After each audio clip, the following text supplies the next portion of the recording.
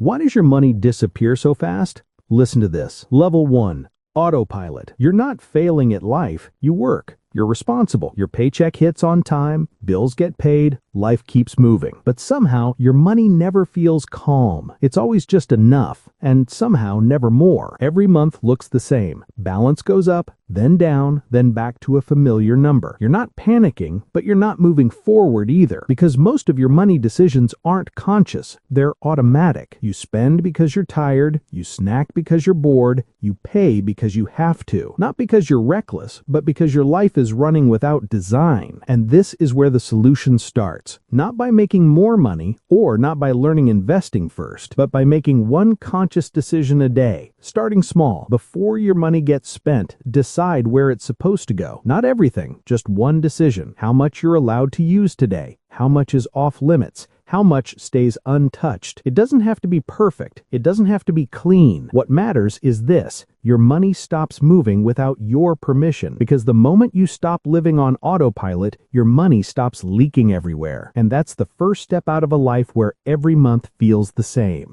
Level 2. The first awareness. Your income goes up, and somehow, so do your problems. One day you start earning more. A raise, a side income, a project. Not life-changing, but noticeable. For the first time, you breathe a little easier. You make a small upgrade. Better food, something you used to postpone. That's normal. The problem is, without noticing, your lifestyle upgrades too. Income rises, spending adjusts, and real security never actually shows up. At this stage, most people misread the situation. They think the problem is still not enough money, when in reality, what changed wasn't the amount, it was the pattern. Extra money doesn't create freedom. It reveals old habits, and if those habits stay unmanaged, new money just disappears faster. The solution isn't extreme restriction, and it's not refusing comfort. The solution is locking your lifestyle growth. Every time your income goes up, set one simple rule. Increase saving or investing first, then, and only then, lifestyle, not the other way around. It doesn't have to be complicated. Pick a number. 10%, 20%, whatever makes sense. The moment money comes in, separate it. Not after spending, not from what's left over. That's the difference between getting a raise and actually leveling up.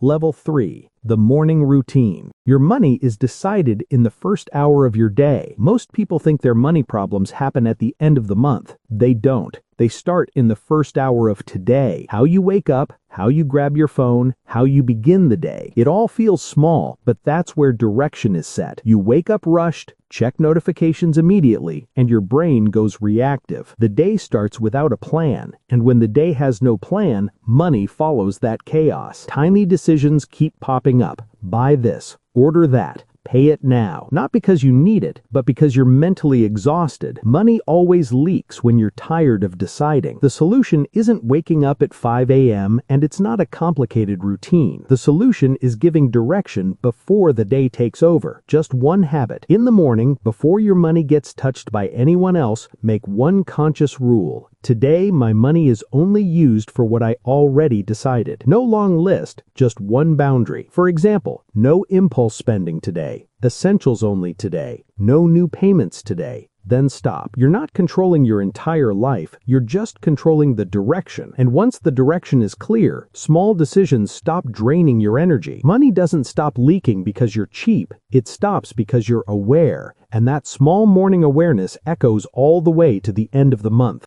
Level 4. Discipline over motivation. Money doesn't need motivation. It needs a system. At this point, you already see the pattern. You know what's wrong and you know what you should do. The problem isn't knowledge anymore. It's consistency. Some days you care, some days you try. Then life shows up. You're tired, busy, your mood drops, and slowly financial plans get postponed. Most people wait for motivation to manage money. Motivation is fragile. It comes and goes. Money can't depend on how you feel today, because the biggest spending mistakes always happen when you're unfocused. The solution isn't becoming hyper-disciplined, and it's not forcing yourself every day. The solution is removing the need to think. Make the decision once, then let the system repeat it. Start with the most important rule. Separate money before it gets spent. The moment money comes in, some gets moved, some gets locked, the rest is allowed to be used. Not based on mood, not based on leftovers. If it can be automated, automate automated. If not, schedule it. The goal is simple. Important money no longer waits for your intention, because once the system is running, you can be tired, lazy, busy, and your money stays protected. That's the difference between motivated people and people who actually level up. One fights every day. The other builds a system once.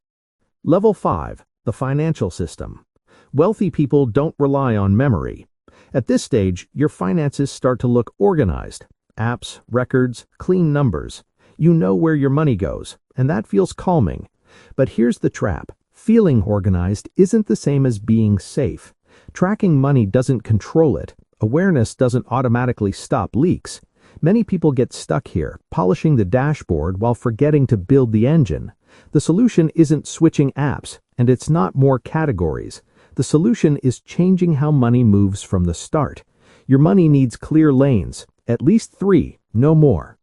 Daily money, for living expenses. This one is allowed to move. Safe money, savings, emergency fund, early investments. This one is off limits. Future money, whose only job is to wait and grow. The moment money comes in, it gets routed immediately, not tracked first, not observed first.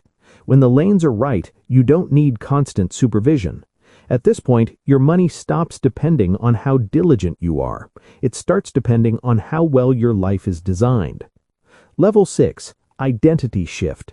Money follows who you are, not what you know. At this level, the issue isn't strategy. It's not saving, not investing, not income. It's identity.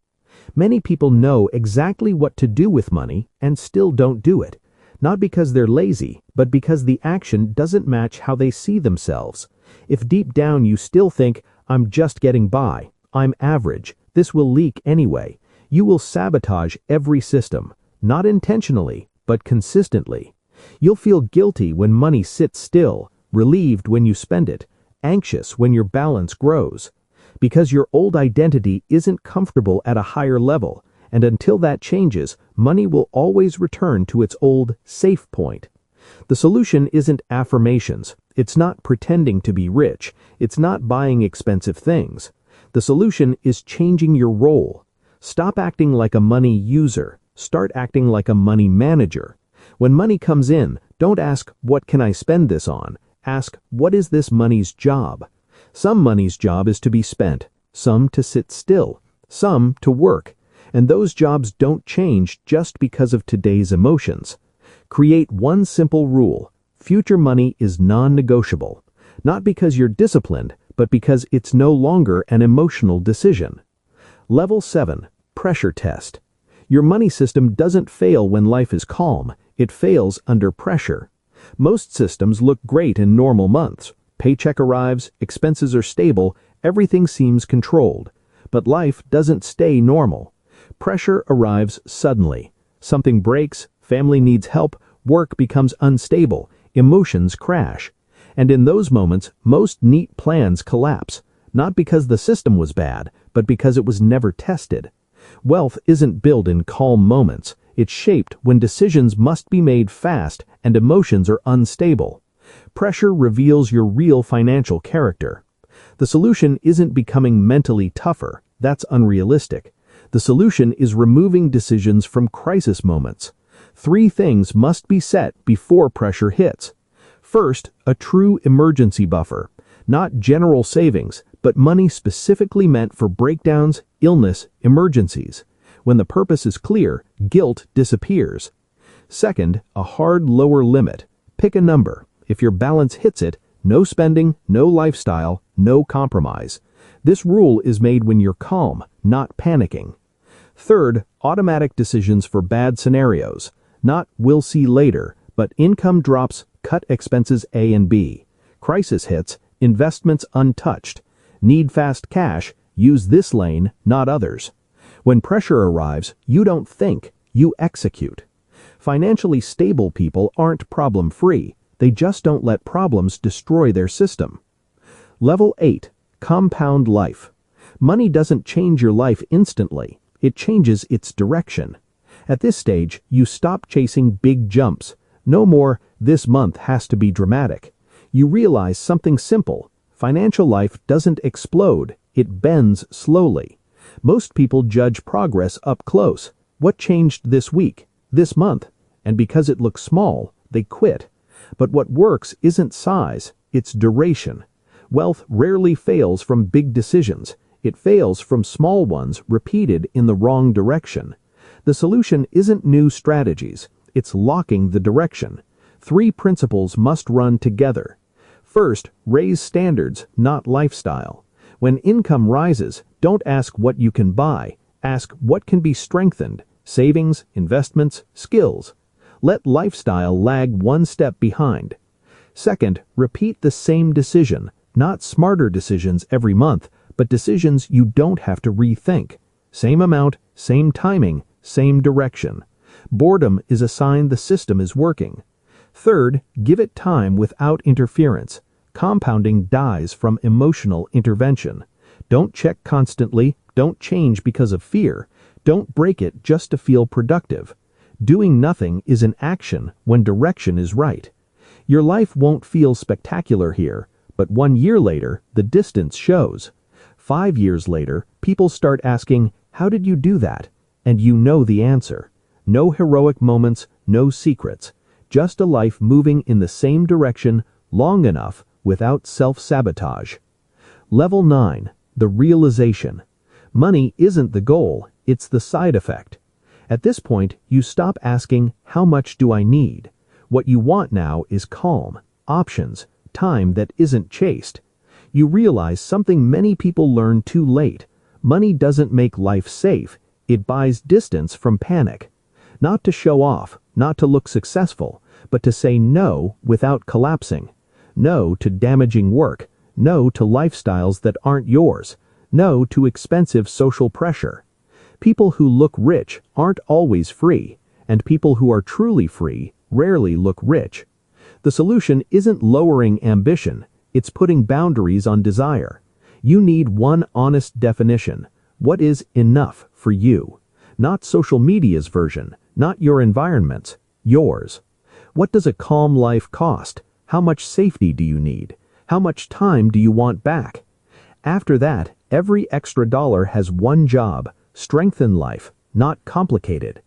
At this point, you're not tempted by every opportunity, not panicked by every downturn, not jealous of others' wins, and most importantly, you no longer live for money. Money starts working for the life you already designed. That's the realization. Not becoming rich, but no longer being chased. Very few people ever get there. Now imagine tomorrow morning. You wake up, the world is still noisy, the economy is still uncertain, but you're no longer on autopilot. Somewhere out there, someone opens their banking app, closes it immediately, and assumes life will always feel this way. You used to be there too. Money doesn't change lives. Routines do. And money always follows later.